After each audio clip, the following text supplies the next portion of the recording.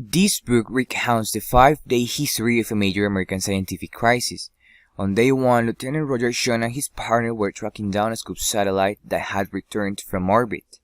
A radio directional equipment led them to a small town called Piedmont. There, they decided to recover the satellite while they reported back, but they noticed there were dead bodies everywhere. Lieutenant Sean reported a man approaching the van, and all of a sudden the radio went dead. Measurement check as for a flyby over the town. The images indicated that people had recently died and that there was indeed a person still alive. For those reasons, he contacted a group of scientists who had created a secret project called Wildfire, whose aim was to investigate life forms introduced on American ships returning to Earth. Stone was one of those scientists, and he was the first one to highlight the need to create an advanced laboratory for the aforementioned aim. He was briefed on the project's scope, but not its real goal. Leavitt, Burton, and Hall had also been informed about the ongoing situation. Stone and Burton went to Piedmont wearing protective suits. There, they discovered that the satellite had been opened, so they examined some corpses to check their initial hypothesis. The blood had clotted solid, and they had no idea what could have caused that. Unexpectedly, they heard a crying baby. They decided it was better to leave and get the baby into a controlled situation for further investigation. Before leaving, they found the old man and took him too. After that, everyone headed to the Wildfire facility, which was an underground 5-floor structure. In Level 5, they were assigned different tasks. For instance, Stone and Leavitt started by placing a monkey next to the capsule, which died almost instantly. Hall examined the old man and the baby, and Burton performed the autopsies on the dead animals. They were all determined to discover as much as they could. While examining the capsule, Stone and Leavitt found traces of a bacteria which was later named the Andromeda strain. The different tests they performed led them to understand how the bacteria attacked, but not how to prevent it. Despite those discoveries, there were still too many unanswered questions. For instance, Hall didn't know what the old man and the baby had in common that allowed them to survive the Andromeda strain. The scientists knew they would make mistakes, but they unintentionally failed to catch some factors that, if caught sooner, would have stopped the bacteria long ago. For example, an atomic detonation in Piedmont would have provided it with an ideal growth medium. Nevertheless, they managed to stop that. What they didn't know was that the Andromeda strain had mutated. It was no longer harmful to humans. After that, they discovered why the baby and the old man had survived. All of a sudden, an emergency alarm started to sound. It turned out that the organism managed to escape a containment vessel, and Burton had been exposed to it. Hall told him how to prevent certain death. However, they were notified that the organism had spread to other sectors. At this point, they realized that the organism had mutated and that it dissolved certain materials. Since Level 5 was contaminated, atomic self-destruction was automatically activated. With great difficulty, Hall managed to reach Level 4 and barely arrived in time to successfully disarm the nuclear weapon. Finally, Hall simply ended up in the infirmary. They later realized that the Andromeda strain had spread to other cities, but luckily it was no longer a threat. They concluded that the organism was going to simply move to the upper atmosphere, where it had better conditions to grow. That's the end. Let's talk about Michael Crichton, the author of this book. Michael Crichton was born in Chicago, USA, but he grew up in the state of New York, studying mainly in public schools. He graduated from Harvard Medical School, got an MD, and became an excellent professor and researcher.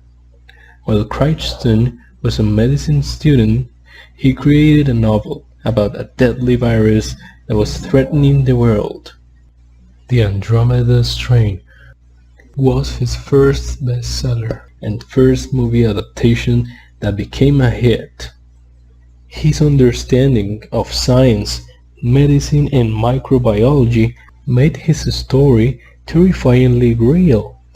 The early experiences and the knowledge gained while attending medical school informed his sensibilities and interests for his entire career, although he never practiced as a doctor.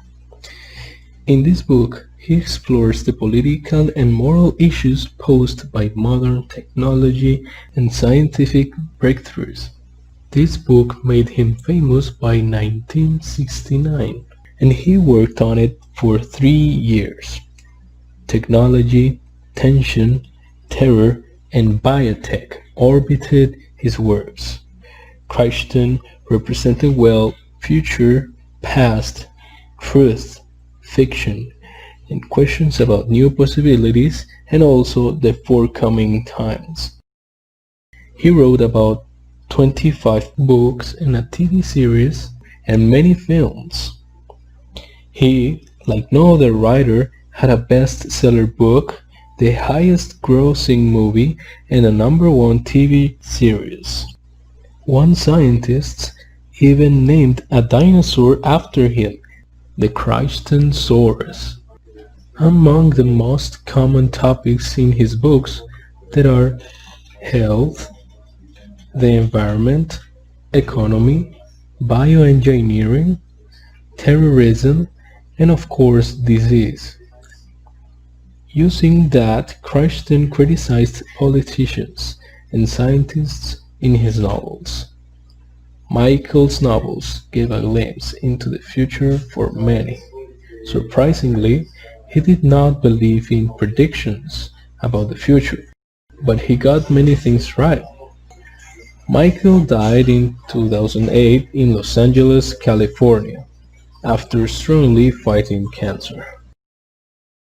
So we're going to start with the stylistic characteristics.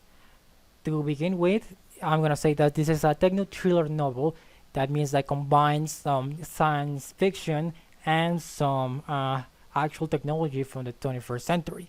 So it has realistic features like, for example, the behavior of bacteria or how the usage of medicine for biology. However, we have some fantastic scenarios, for example, how the bacteria actually came from outer space. On the right side, we have how the jargon of the text actually works. Like, for example, we can see hydrogen, oxygen, and nitrogen.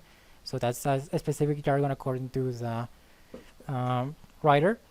And we have some like syntax and syntax variety, which are certain parts that, according to what they're like talking about, there are like certain documents that are like different or allow you to see as how the document is. Other stylistic characteristics are, for example, the dialogue, which between two characters, there are certain moments that the characters actually do their actions between. For example, Burton touched the plastic of his suit. There is part of the foreshadowing where the narrator actually tells like something contrary of what the characters actually feel at that moment, like if they were like the wrong path. There is also some imagery between words. That means that through all these texts, the author is trying to create an image for you. And for the structure of the text, it means we have how the book is divided between all the days they work on this, and inside each of these days, there's certain like subroutines of what happened according to the team. Finally, I want to speak about the films and sequels that the Andromeda had. We had the film, which was made in 1971, which is pretty much a retelling with some minor differences of the story. We had the miniseries, which was made in 2008, it has a different ending of the whole book. What happened if nuclear missile actually went off?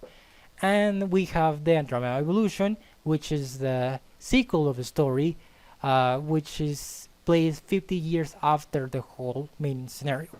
Okay, guys, good evening.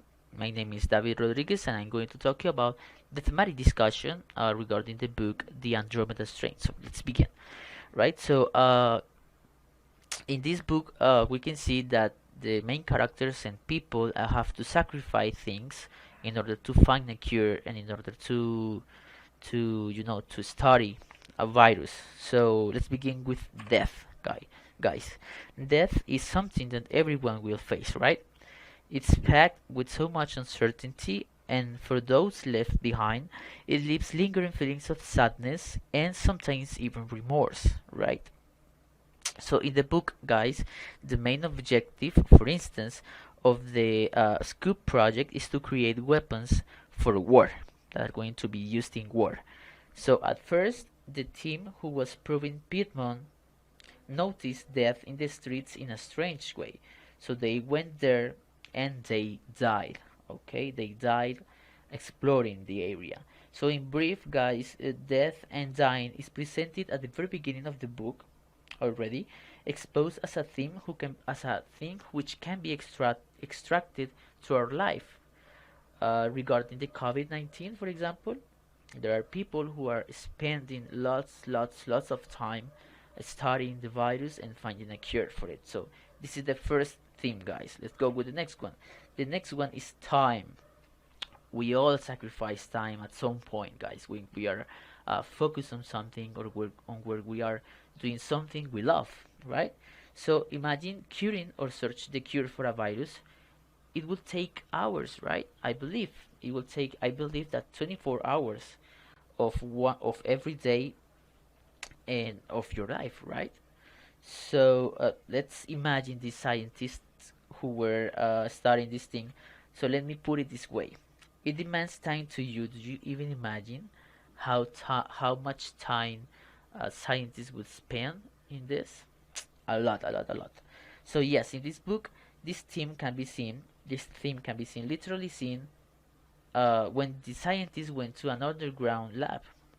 You guys remember in the summary we talked about this? They had no time for fun, they had no time for family, they had no time for friends, for knowing the outdoors, they had no time for anything. Yeah.